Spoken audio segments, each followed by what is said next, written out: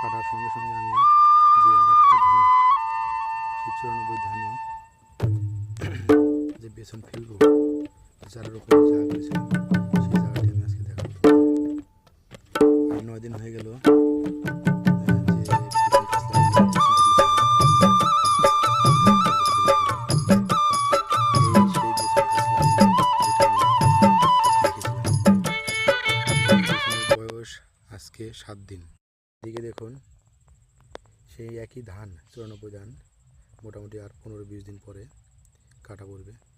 ধানটা কাটার সাথে সাথে আমি এই বীজতলার বেসনটা আমি ঠিক আবার এই জমিতেই রোপণ করব। দেখা যাক, আমি আমার সর্বশেষ প্রচেষ্টা দিয়ে আমি এই পরিশ্রম করে এই চারাগুলো আমি রোপণ করব এই ধানটি কাটার পরই, এই অসময়ে ধান চাষ করার জন্য।